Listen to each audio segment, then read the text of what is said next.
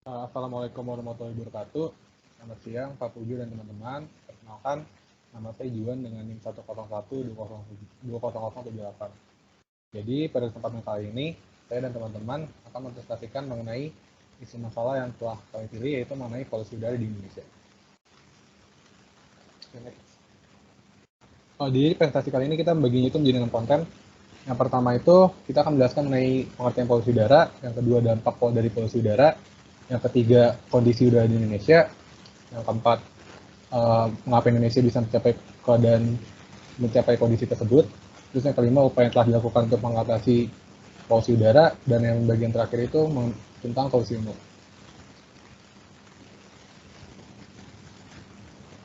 Jadi bagian pertama pengertian polusi udara. Polusi udara itu adalah kehadiran berbagai bahan pencemar di luar ambang batas yang berpengaruh besar terhadap kesehatan manusia dan bumi secara keseluruhan. Intinya itu polusi udara itu adalah peristiwa lepasnya polutan ke udara dengan polutan itu di luar ambang batas dan berpengaruh secara langsung terhadap kesehatan manusia dan juga bumi secara keseluruhan. Nah, menurut seorang ahli bernama John Walk, dia itu adalah seorang direktur di Clean Air Project pada NRDC. Menurutnya itu polusi udara itu tuh kebanyakan berasal dari penggunaan energi dan produksi. Terus di antara polusi udara dan pemanasan global itu ada sebuah korelasi timbal balik itu yang menciptakan loop atau kejadian berulang. Jadinya skema umumnya itu seperti ini. Awalnya itu aktivitas manusia menghasilkan karbon dioksida dan metana. Nah, dari karbon dioksida dan metana ini kemudian menyebabkan peningkatan suhu di permukaan bumi. Kemudian dari peningkatan suhu di permukaan bumi ini memicu terbentuknya kabut asap dan polutan yang memicu alergi. Nah, oleh karena itu polusi udara itu mengakibatkan pemanasan global, dan pemanasan global itu memicu polusi udara itu sendiri.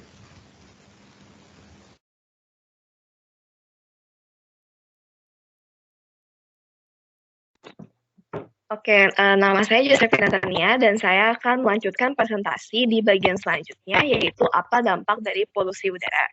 Jadi, pertama ada dampak terhadap kesehatan, yaitu orang-orang yang sering terpapar oleh polusi udara mengalami peningkatan resiko mengalami glaukoma sebanyak 6%. Glaukoma adalah penyakit yang dapat berujung pada kebutaan permanen.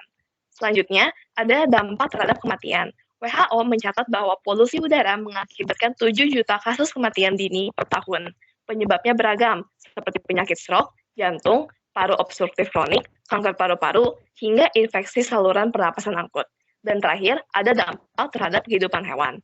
Dosis tinggi paparan bahan pencemar udara dapat mengakibatkan gejala paralisis sistem saraf dan konvulsi pada hewan. Boleh lanjut?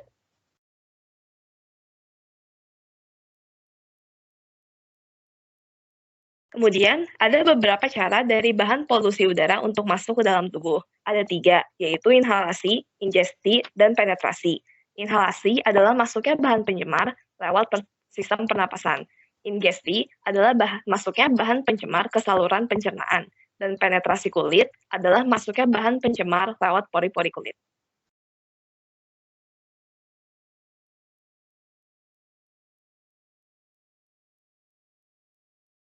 Boleh lanjut? Kemudian ada beberapa jenis polusi udara dan bahaya-bahayanya. Pertama, kita punya asap kabut. Asap kabut dapat mengiritasi mata, tenggorokan, dan merusak paru-paru, serta berdampak lebih parah pada orang-orang yang memiliki asma dan alergi. Asap kabut juga dapat memicu bronkitis, serangan jantung, dan kematian. Selanjutnya, ada beberapa zat kimia. Salah satunya adalah merkuri, yang dapat menyerang sistem saraf pusat. Selanjutnya ada timbal, yang dapat merusak otak dan ginjal anak-anak. Dan kemudian ada benzena, yaitu sebuah karsinogen yang mengiritasi mata, kulit, dan paru-paru untuk jangka pendek, tetapi merusak darah untuk jangka panjang. Lanjut.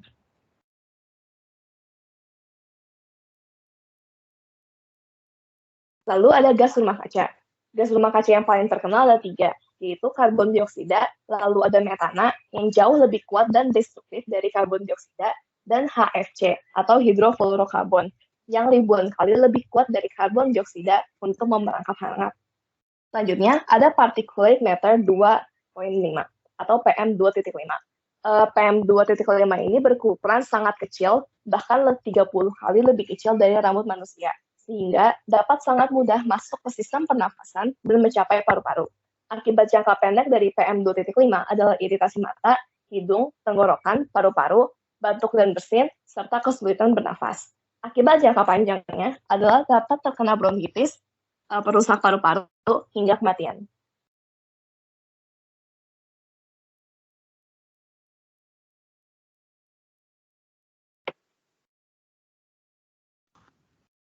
Selanjutnya, perkenalkan, nama saya Fauzial Muzaki, 101200886.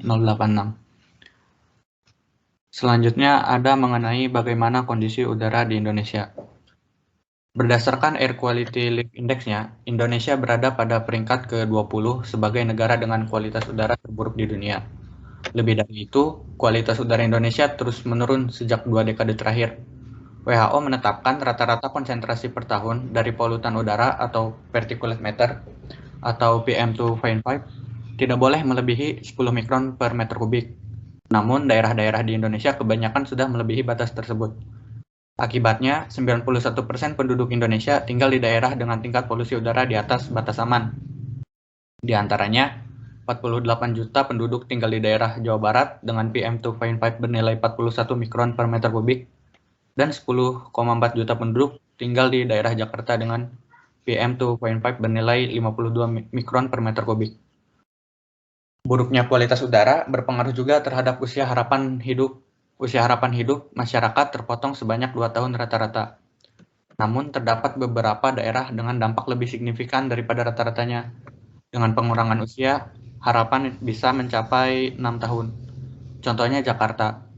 EQLY mencatat kota metropolitan Jakarta saat ini memiliki konsentrasi PM2.5 sekitar 6 kali lipat lebih tinggi dari batas aman WHO.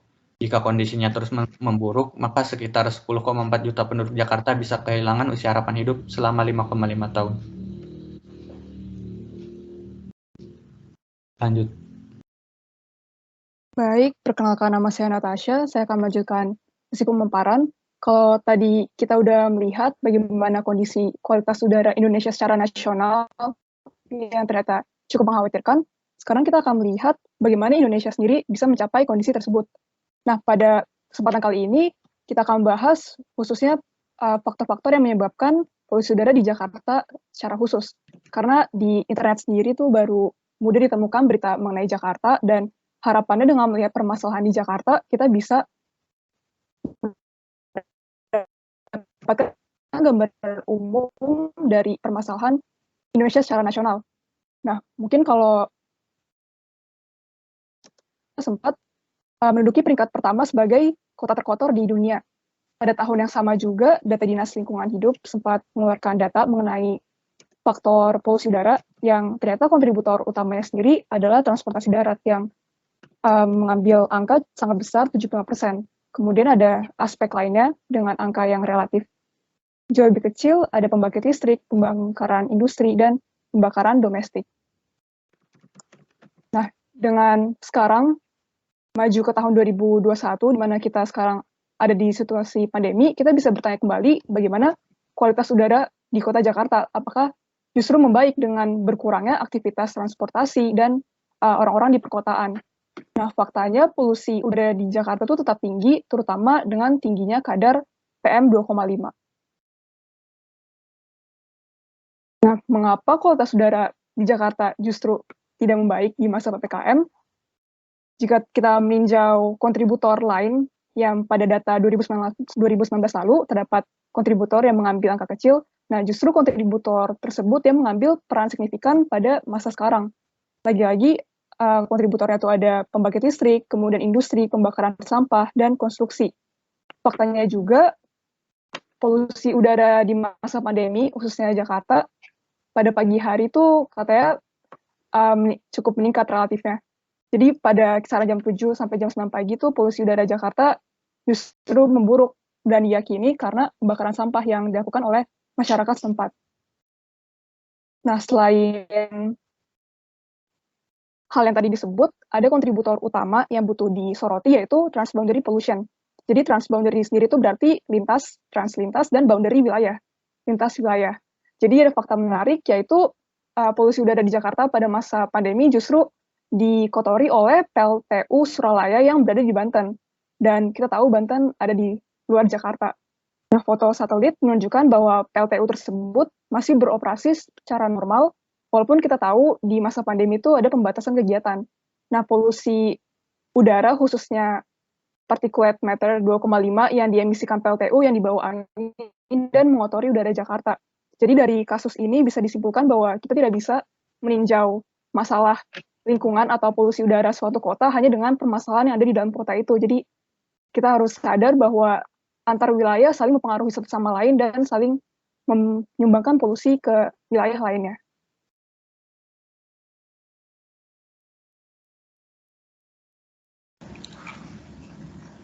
Perkenalkan, nama saya Levana akan melanjutkan presentasi. Upaya apa yang telah dilakukan untuk mengatasi isu polusi udara? Upaya yang pertama, gugatan terhadap pemerintah. Jadi pada tahun 2019 sudah ada 32 masyarakat yang mengajukan gugatan terhadap pemerintah untuk mulai menanggapi isu polusi udara dengan serius. Isi gugatannya ada 4. Yang pertama, merevisi peraturan pemerintah nomor 41 tahun 1999 tentang baku mutu udara ambien. Yang kedua, meminta pemerintah untuk melakukan pengawasan dan evaluasi yang ketat terhadap kinerja Gubernur DKI Jakarta, Banten, dan Jawa Barat dalam mengendalikan polusi udara. Yang ketiga, meminta Menteri Kesehatan untuk menyediakan informasi kesehatan terbaru terkait dengan adanya polusi udara. Yang keempat, meminta Gubernur DKI Jakarta untuk menerapkan kebijakan berdasarkan data-data penelitian yang ada serta sanksi terhadap pencemar tingkat tinggi. Akan tetapi, selama 2 tahun, gugatan tersebut masih stuck tanpa divonis. Putusan pengadilan yang seharusnya diumumkan pada tanggal 9 September ditunda ke tanggal 16 September 2021. Dan penundaan sidang pembacaan putusan pengadilan ini sudah dilakukan sebanyak 8 kali. Upaya yang kedua dilakukan oleh organisasi Bicara Udara. Organisasi ini bertujuan untuk memberantas polusi udara dan memiliki 3 misi utama, yaitu mengedukasi masyarakat Indonesia tentang bahaya polusi udara, melobi pemerintah untuk menyediakan udara bersih, dan mendukung perubahan kebijakan yang terkait dengan udara bersih dengan melakukan penelitian.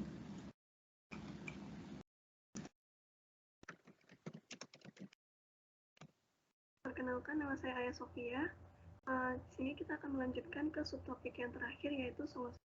Kalau tadi itu kita udah bahas apa saja dampak dari polusi udara, terus bagaimana kondisi Indonesia, dan kenapa sih bisa mencapai dengan kondisi seperti itu ya sekarang Indonesia. Jadi sekarang kita bisa bahas dan menerapkan nih beberapa solusi umum yang bisa kita terapkan untuk menekan angka polusi udara yang terjadi gitu. Yang pertama ada meminimalisir penggunaan kendaraan untuk mengurangi pembakaran bahan bakar atau fosil. Nah, dengan cara menggunakan transportasi umum atau berjalan kaki gitu. Terus yang kedua, meminimalisasi penggunaan listrik yang berasal dari PLTU dengan cara menghemat penggunaan alat elektronik dan juga beralih ke sumber energi alternatif. Yang ketiga, mengaplikasikan 3R atau reuse, reduce, recycle untuk mengurangi aktivitas membakar sampah. Yang keempat, ada mengurangi produk kimia berbau kuat seperti cat dan penggunaan parfum yang begitu banyak di luar rumah. Selanjutnya, mendukung lembaga masyarakat yang bergerak dalam menyuarakan isu polusi udara pada masyarakat dan mendorong pemerintah juga untuk membentuk regulasi yang lebih baik. Selanjutnya, mengurangi kadar asap dengan memasang filter cerobong asap, mengurangi rokok, dan membatasi pembakaran hutan. Yang terakhir, menjaga ekosistem tumbuhan untuk mengembalikan keseimbangan alam.